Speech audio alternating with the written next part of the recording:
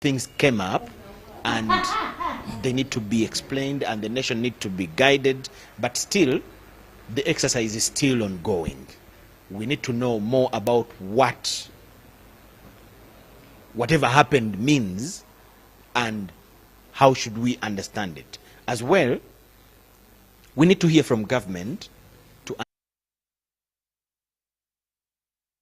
right or wrong and things like that. So we have an opportunity to talk to the Minister for National Guidance and Information and Communication Technology, Dr. Chris Bariomunsi, who is also an observer in this particular election. I am meeting him here in Kawempe at Teak Hotel, so we are still. Definitely he will give us the real information that we need and how he sees things, especially.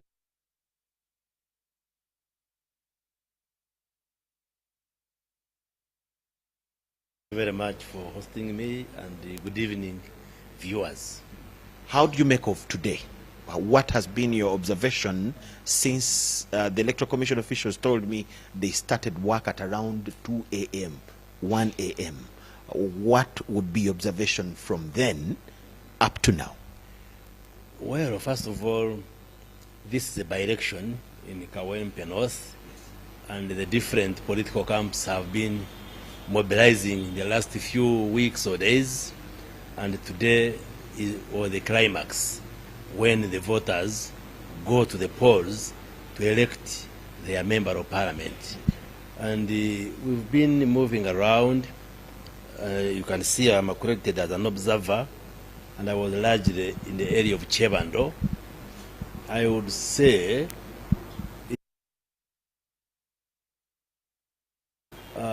although the voter turn-up was a little bit low, and I think generally there was quietness in the constituency because the state deployed adequate security, police were there to protect everybody, although there have been some reported incidents I saw in the news.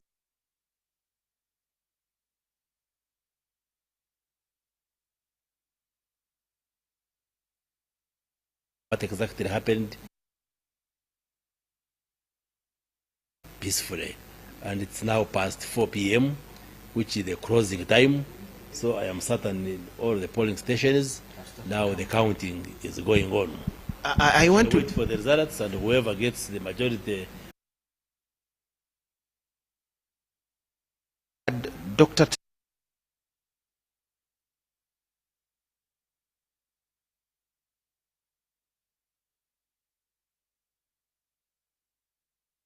Person of the NUP, they both said that the voter turn-up was low.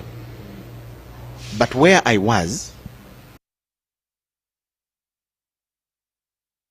by the time they came at around 11, these boxes, 7 of them, because the playground had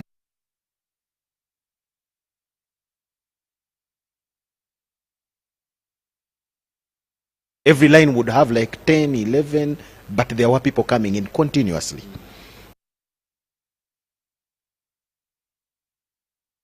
Times, maybe you may agree with them. Why should you base on? You see, this is a huge constituency with a voter population of about 200,000 people. Yes. Expect big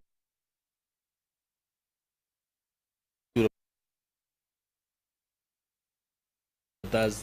There are members of parliament who are in the house who have less than 10,000 voters, but here we speak of 200,000. 190. Huge population, but also you must appreciate the dynamics of this peri-urban area, or even urban. You can say urban stroke. They have to go and fend for that. Some may start going to work and then come later. I think we used to have the long lines, those days where you would have A to Z in one box. But these days where the Electoral Commission brought and where I was, there is A to C. To have those long lines ever again. Well, we shall get the accurate position when the counting has been done. But at least in most of the polling stations where I went, especially Chevando, to say the turn-up is low. But it's also expected in the by-elections. Usually, it's the phenomenon we see in the by-elections that the voter turn-up is usually, if it is too big, if it's too big, it's either 50% or slightly above. It doesn't usually go to 70, 80%. It's in the general elections because we are voting a president, members of parliament, a lot of time mobilizing, there is a lot of enthusiasm.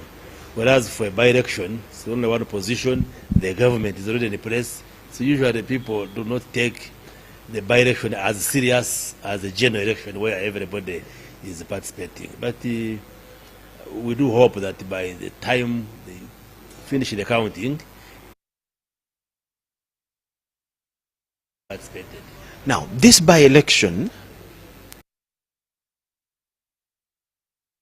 a number of upheavals, right from the nomination day, there were arrests, the candidates had the torn shirts and things like that. Actually, I'll not only start with this one.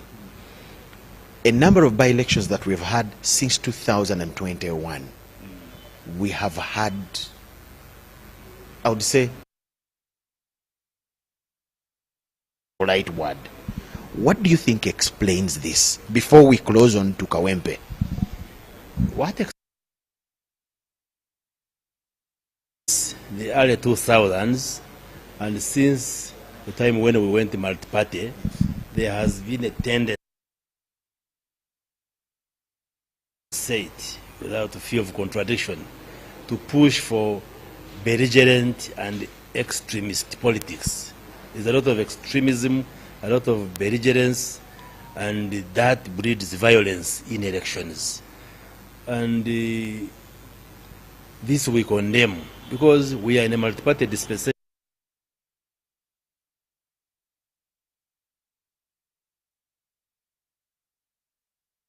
To voters to decide. But there are those who think they can win through violent actions. That's why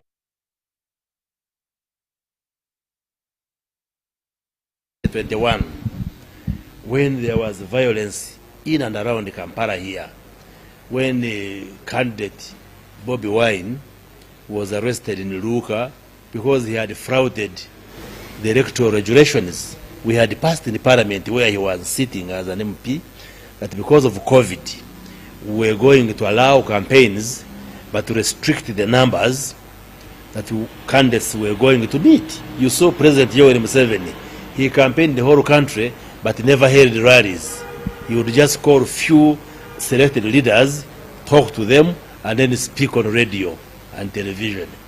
But now, one of the candidates goes to Rugani Musoga, calls a mammoth gathering, contrary to what the law provided at that time.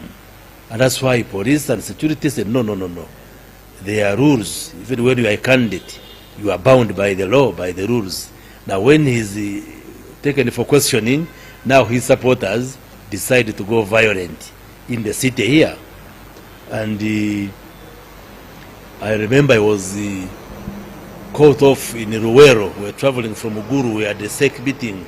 Reaching Ruwero, the hooligans had cut off the road and were hurling stones and all sorts of objects. And so there are those colleagues of ours in the opposition who think they must push a violent agenda in our politics, and that has to be stopped. But when you look, okay, I wanted to look at the by-elections, yes. Then we come to Kawempe. When you look at the by-elections we had since 2021, yes. Actually the opposition appears to have been the victims of what you are saying. We have had them arrested, beaten, yes, things like that, all through. where they organize So violence. where do they happen to be the perpetrators of what happens to them? No, where they plan violence, they definitely, the security organs have to come in and protect the people. We have had the by-elections in Kisoro. Did you see any violence there? We have had by-elections in Kasese. Did you see any violence there? We had by-elections in Hoima. I'm talking about the region which I represent in NRM. We had by-elections in Hoima for the LC5 chairperson. Did you see violence there? No. Let me tell you the observation, Honorable. Now, the observation in the public eye, where the NRM is not sure that they are, where there is contestation of your victory as the NRM, there are eruptions of violence, and security is blamed of taking center stage, of perpetrating these acts onto the opposition. What is your view? In Kisoro, the NRM The NRM was an independent. of the NRM as Use well. NRM. The by-election in Hoima, the NRM was actually at the center stage Of what? of. So no, the interpretation is where the opposition thinks they are very strong, instead of mobilizing and they get a clean vote, they want to use that strength to now cause violence.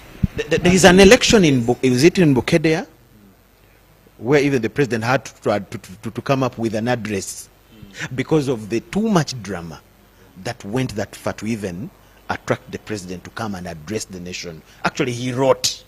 So what explains this? The president abhors violence. He believes in democracy. He believes, indeed NRM believes, that that the Ugandans should have an opportunity to choose leaders that they want. And that's why in the constituencies where they have chosen opposition, we swear them in and allow them to sit in the parliament, to sit in the councils, because it's not a problem. The problem comes when some of the actors want to cause violence, want to disrupt elections. Honorable, what are those things that these people do that really incite violence, and they end up the victims? They end up injured, they end up arrested themselves. How do they perpetuate things where they turn out to be the victims? Here in Kawempe, for instance, they had carried very many people from outside Kawempe to place them at polling stations when they are not even voters, and they stop whoever they suspect to be NRM leaning, that those people should not vote. So why would we allow that situation? And yet we are saying, no, let there be calmness, let there be peace, let people freely come and vote candidates of their choice. But who gives you the authority to say we shall put their people, and if you are voting NRM, we shall not allow you to vote? This is not a lawless country. Let's close into Kawempe now.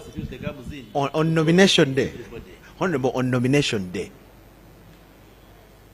one of the candidates, after the returning officer declaring, I now declare you, Christopher Yomusi, you are a candidate, when he walked out of the Electoral Commission premises with his group, security jumped onto them, beat a number of them, tore their shirts, and a journalist, actually, we're going to talk about the issue of journalists in a specific way, but there is a journalist whose eye almost was plucked out, but these cases do not end anywhere as criminal offenses, because if somebody has broken the law, an electoral law, the expectation would be that they get arrested, charged, and things like that. These people are just beaten and things like that. There were ugly scenes during the nominations. Yes. People were walking out of the Electoral Commission premises. What really goes wrong? That one I condemn. I condemn, because we are in a multi-party dispensation. If somebody has been nominated on an opposition ticket, it's not a crime. You can be nominated as a NUP candidate, as a DP candidate, as an FDC candidate, or NRM candidate, because we have different political parties. If somebody has not committed any crime, and then you just descend on him or her and crowbar him and beat him, that I condemn, and I have actually severally condemned that even on television elsewhere. But sometimes we do not have the full picture in terms of intelligence. The security operatives sometimes have intelligence that we do not have. Maybe those people were about to commit a crime, but like we are saying, even then, that doesn't justify beating somebody. If you have information that somebody maybe is about to commit a crime, then you can lawfully arrest him or her or handle it in a manner which is civilized. So we do not condone just this illegal beating and lawful beating of citizens even when they are in the opposition. It went on now up to today. As we speak, all media houses have run away from the electoral exercise. There is no journalist on ground. It has gone to an extent of descending onto us. As the Minister of National Guidance and ICT, we are directly under your supervision. How do you feel that security, I would say, has turned against journalists during elections, like the young man is in hospital with an eye today, like yesterday one was taken to hospital, today like 3 are in hospital. What does this say about security when it comes to handling journalists? Well, first of all, we condemn the unlawful beating of citizens, whether journalists or any other person. Nobody should just be beaten when you have not broken any law, when you have not offended any regulation. And even if you offend the laws, there is a civilized way of handling that kind of matter. Well, on the face of it, one may want to rush and blame security, but it's usually necessary to find out deeper what exactly caused that situation. How come you people, you have been in the field, you have not been beaten? We ran away. And others were beaten. So usually there is a cause. There is a cause. Because what I have been gathering, people have been moving around and asking what exactly happened. I think we need to carry out training both for our security officials, but also even you journalists, especially on how to cover violent situations. What I was being told in some of the situations, I think there were many people who had come to crowd polling stations, and security came in to ask people to go away. And then some of the journalists were resisting that order from security. You see, if you come to cover an event, you do your work of a journalist. Now, why would you go to say, no, why are you chasing away? Don't chase us away. You see, Honorable, this is where the confrontation. This is where the technicality is. The other day, a journalist was beaten for filming a beating. Then yesterday, a journalist was beaten for entering a premise. Today, journalists were beaten for being around a polling station. Now, the constant is journalists being beaten, voters being beaten. It is the justifications that change, that come out if these people are breaking the law. Actually, it goes beyond the beating. Some people's cameras are confiscated, equipment broken and destroyed and what. At least, do you know why I'm opening my heart out? I am with the Minister for ICT. Yes. And I feel yes, so I'm almost at home. The question is, what exactly, how can we solve this? The question is, are all journalists who are covering these elections being beaten? The answer is no.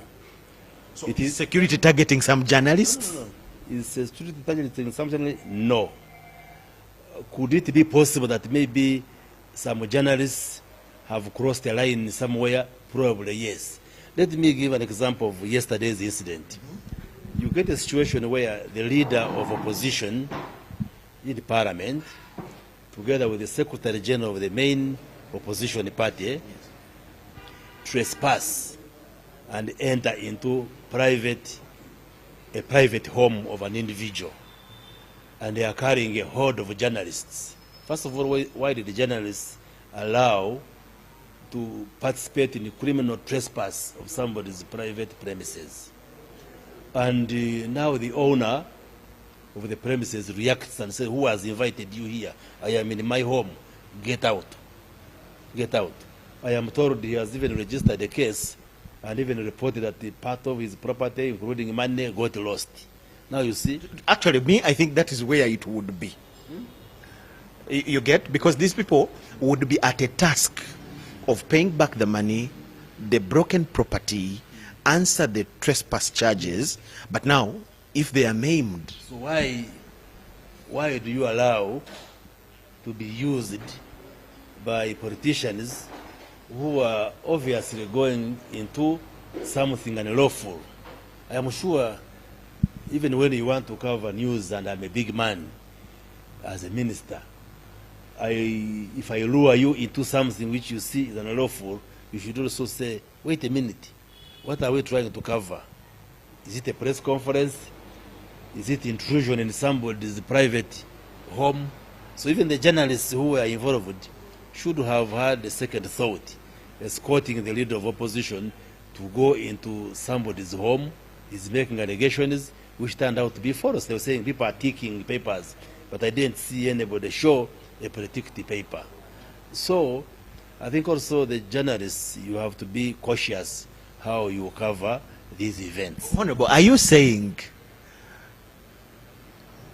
some people have a right to clobber others anyhow as long as they are carelessly doing anything? No, I am saying, if I said I want to go and kill someone, you come and film how I'm killing him.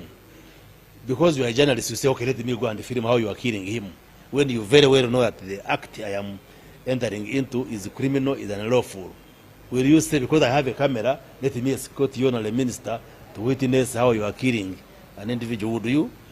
That's the point I am making, that the leader of opposition and the Secretary General of NUP, what they did was unlawful, to intrude and criminally trespass in somebody's home. Then you journalists, you also allow to accompany them to go there. What if somebody had been shot in that home? You could easily get killed inside there. Honorable, the criminal trespass itself is newsworthy. At least as a journalist, I will tell you, you are a doctor, is newsworthy, and the journalists actually had the duty to give this incident, even the criminal trespass itself was newsworthy, and these people had the duty to give it to us as the public. Really. So, and we're going to keep answering in the affirmative that if I say I want to go and kill someone because it's a minister killing an individual and it makes news, court may need this information. You still come and when they arrest you, you still come. Even when I'm killing somebody maybe who has a gun and is going to shoot at me, you'd want to come. I think also you must be cautious. Yes, you gather news. That I agree, but also the bottom line. And I think one of the challenges sometimes you, the journalists, also as you cover these events, you want to show your partisan side. I have witnessed situations where you find a journalist is criticizing security. You also, you NRM people, you are fake. Why are you doing this? Instead of doing your journalistic work of covering the event, you also get swayed into the politics. And that's when you get caught up in the local politics. So there is a need for us to train you journalists to know how to cover some of these violent scenes, but also equally on the side of security.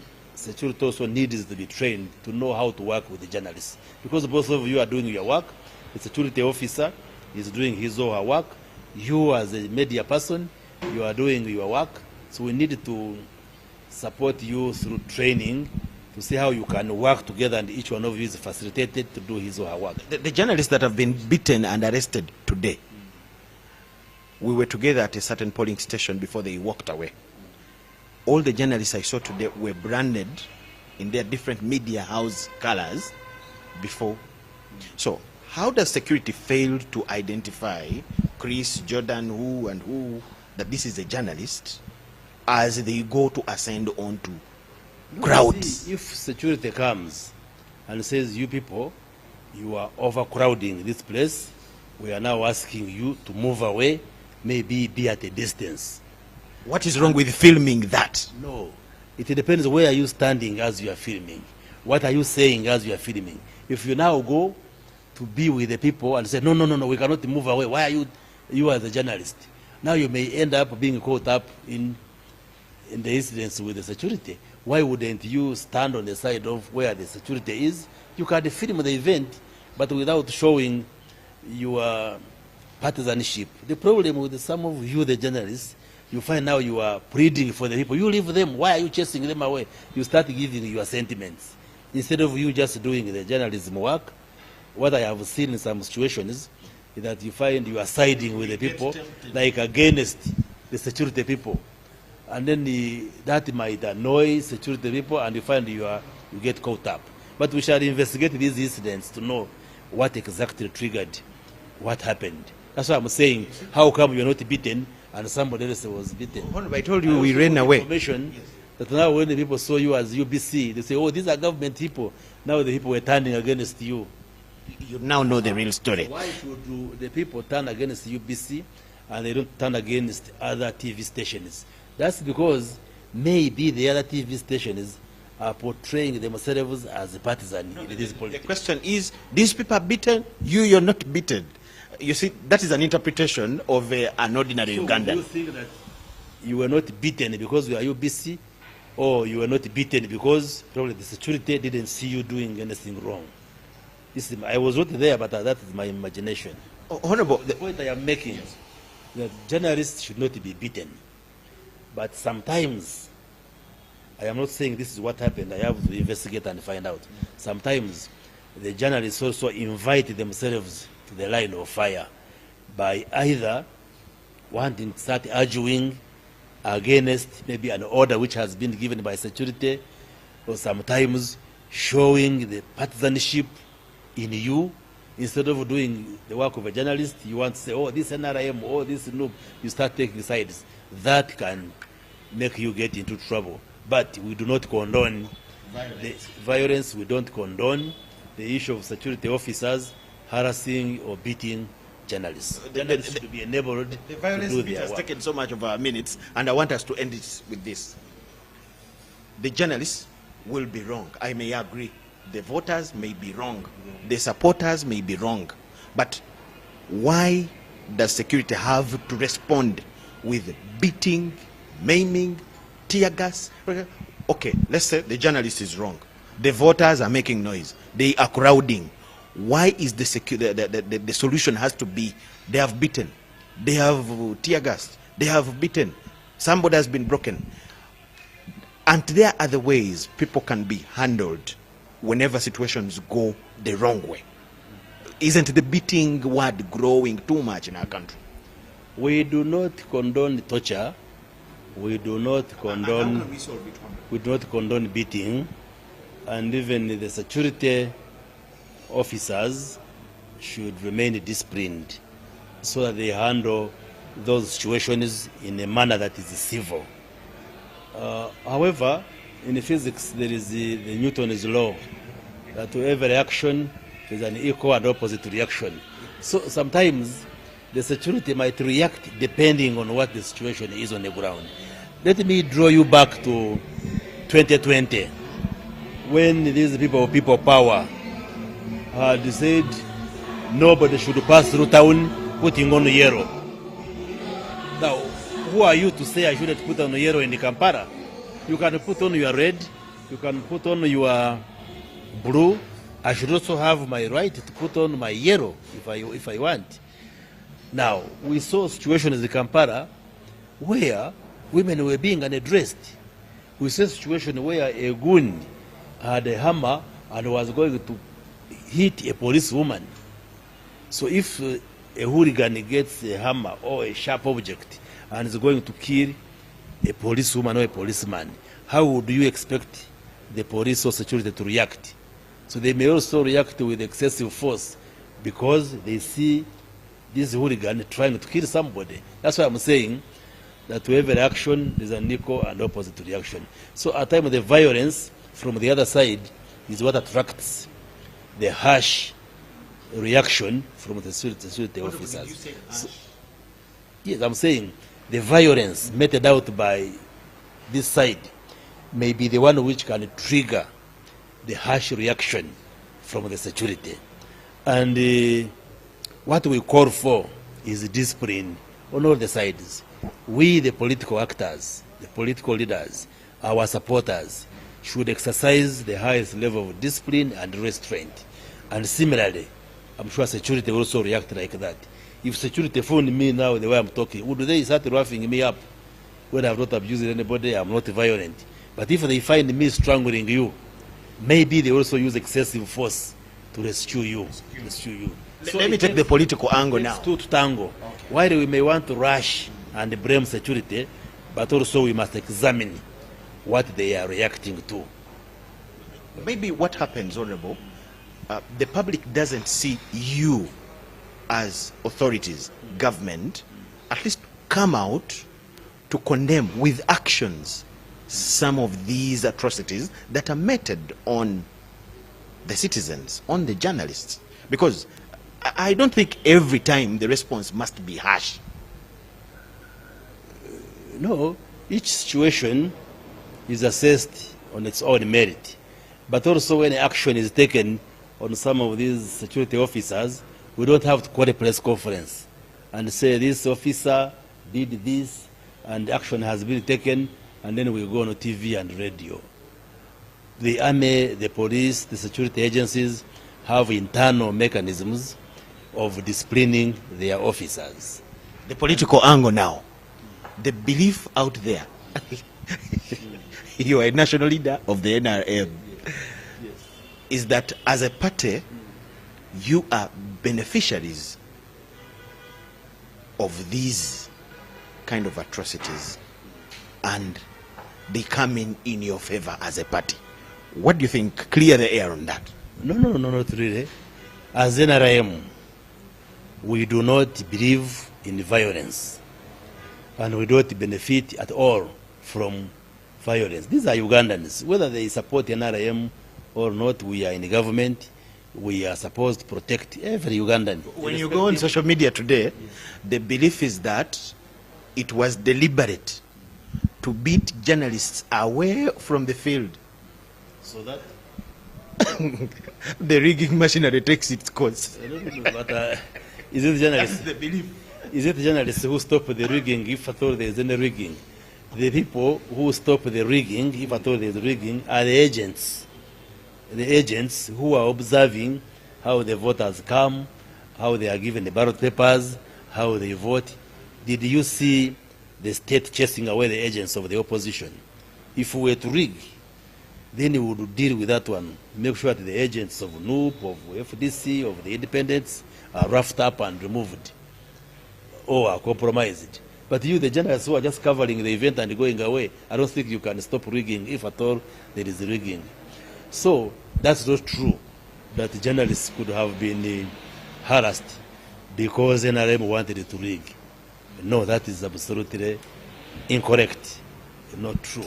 What I suspect that those journalists, we are going to find out. I have put in place a machinery to find out exactly what happened.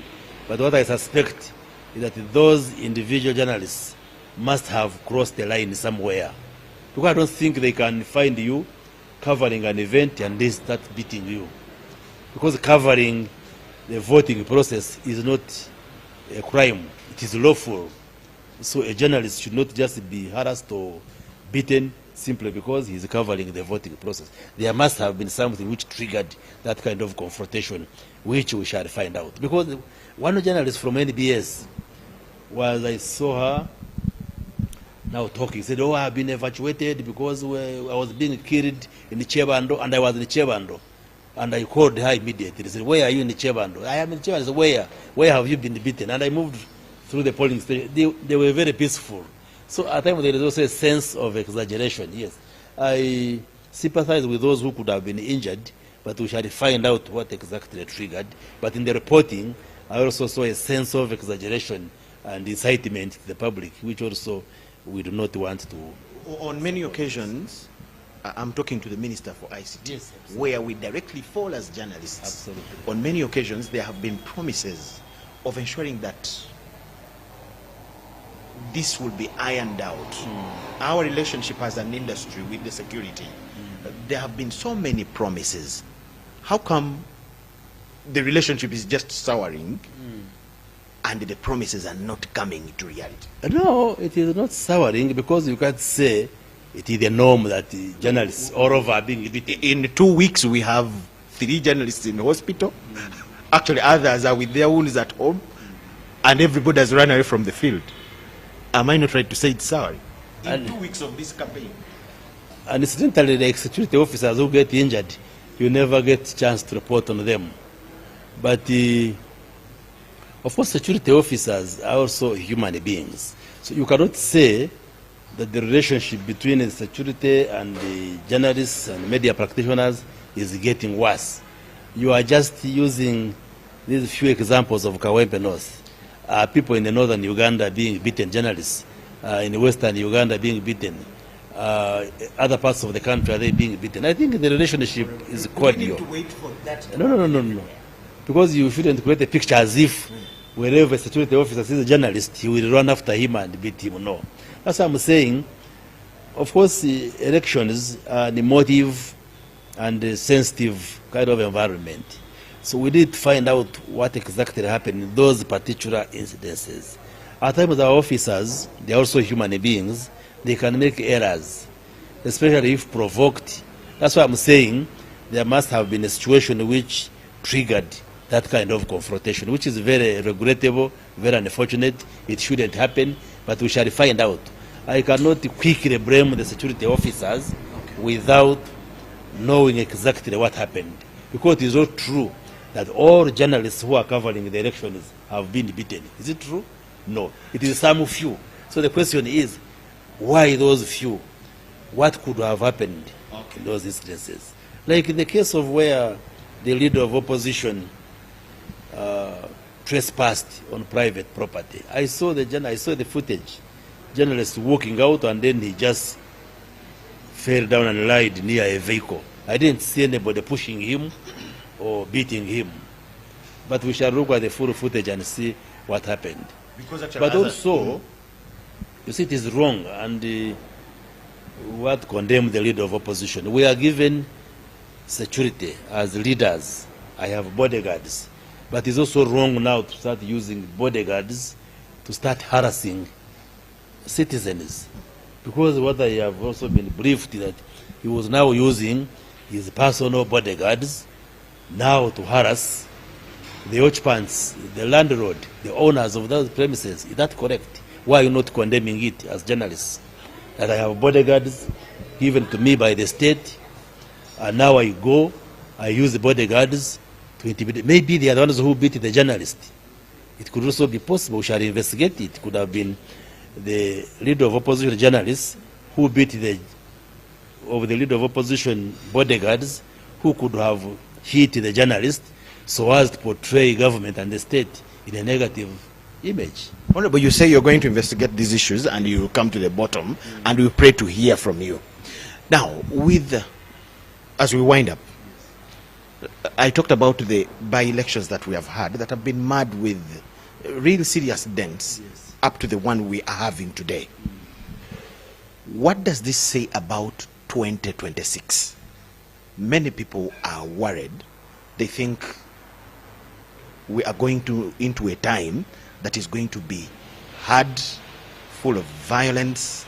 As the Minister for National Guidance, what should be the reading when we look at this? Ugandans should not be worried about the elections of 2026. What we pledge to provide as government is an environment which will enable every voter, every Ugandan to cast his or her ballot without anybody pushing him or pushing her. And therefore, we appeal to all the political actors to play by the law, to play by the rules, to be disciplined. If you don't become violent, for instance, then there will be no need for security to come and, like we are saying, harassing people and so forth, to appear like harassing people. So the security... Honorable, I'm not saying, you see, we don't have cases of voter versus voter fights.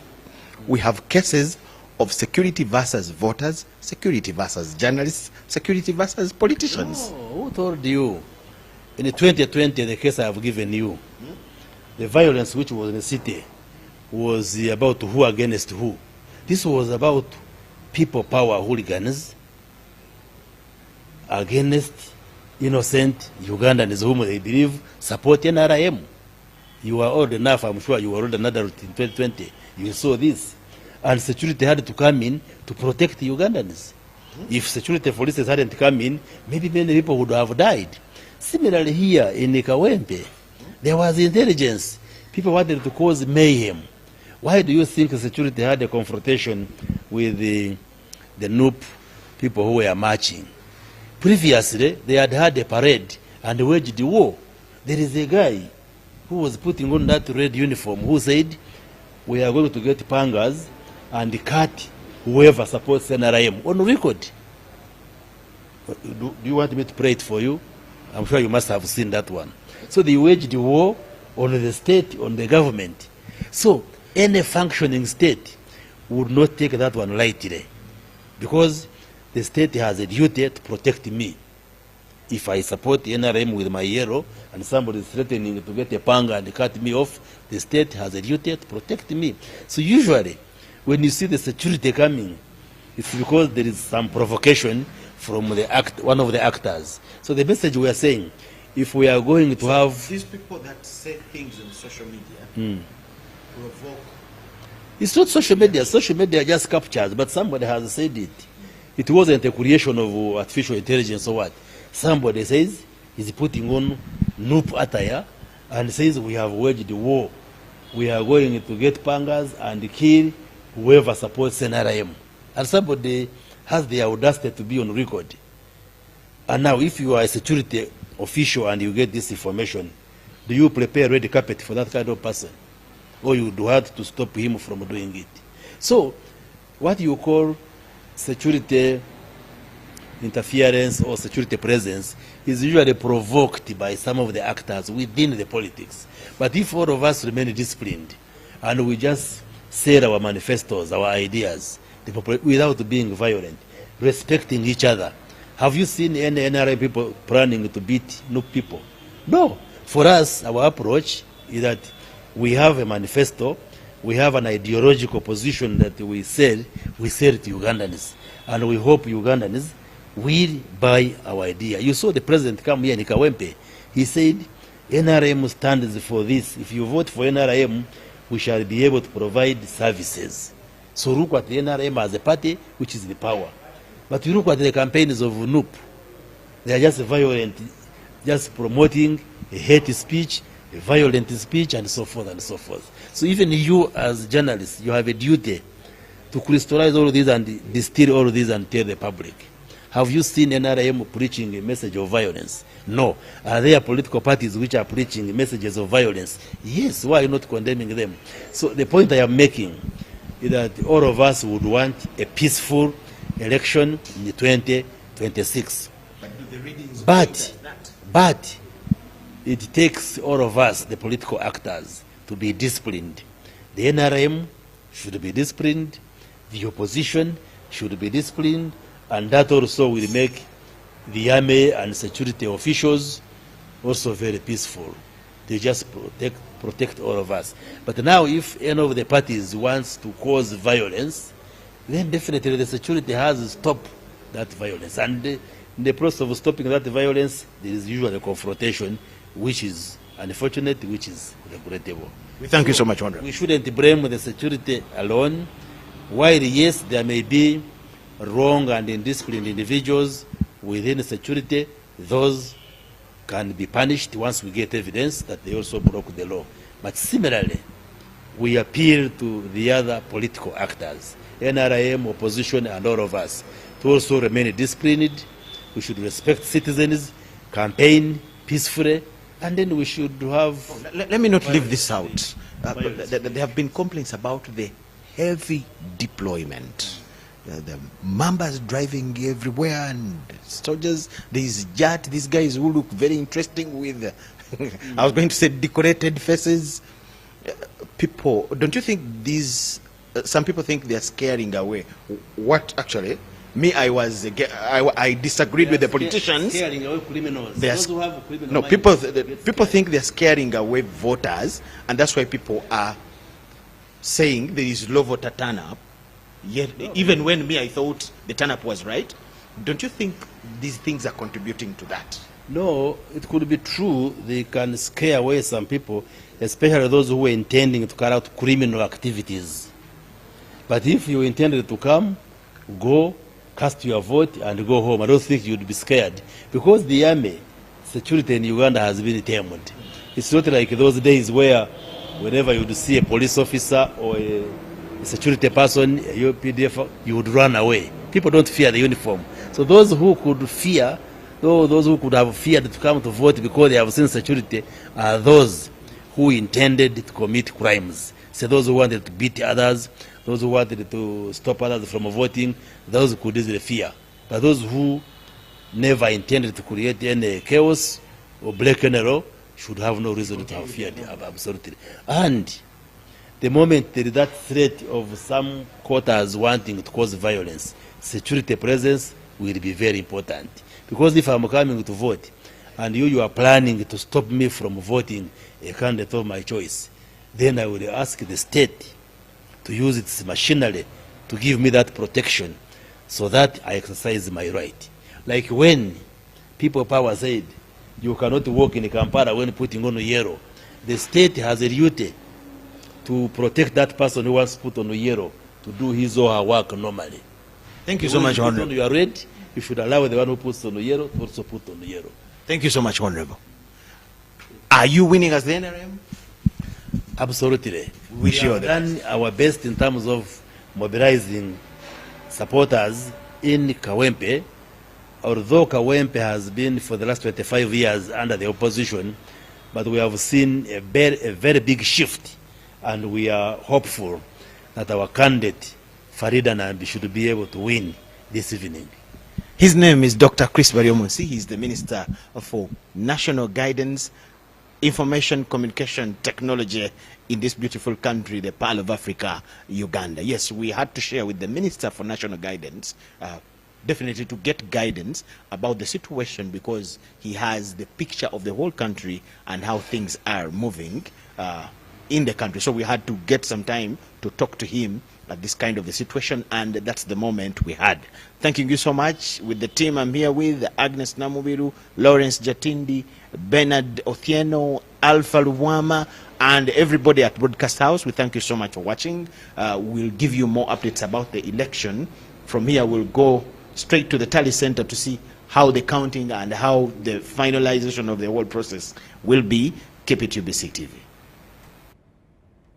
Thank you so much, Michael Jordan Lukoma there, of course, speaking to the Minister of ICT and National Guidance, Dr. Chris Baryomunsi, at Tick Hotel in Kawempe, and they were there, of course, to give an explanation about the tense situation of the media pullout in Kawempe. Now, meanwhile, voting has closed in Kawempe, the Kawempe North by-election, and tallying the votes has begun. Now, the official tallying center is Makerere University. Now, this is where all the votes will be transferred to the university, and that's where the counting will officially begin.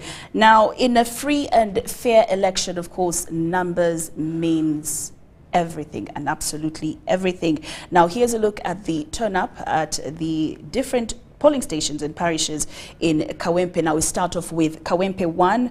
We had a total of 40,466 people turn up. Kawempe 2 had a record of 22,813. Now, in Kazo, we had 20,071 turning up to vote. Komamboga had 10,633. Chikaya had 18,735. Then we look at Kanyanya, the area of Kanyanya had 18,818. And then Chebando had 39,785. And when we look at the area of Bwaise 1, a turn-up of 21,156. And then we finalize with Mpererwe with 6,864.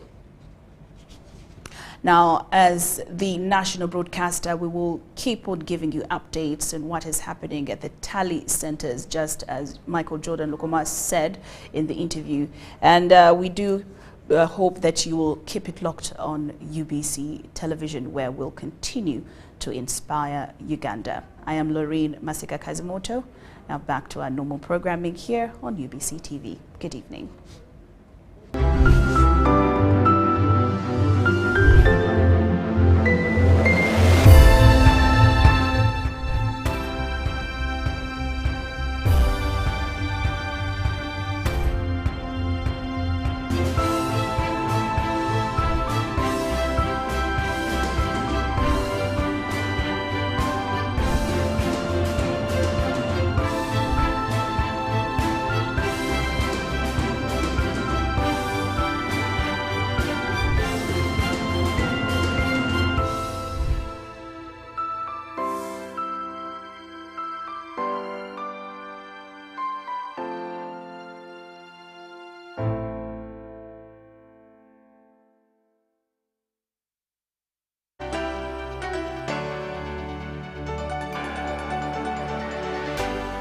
UBC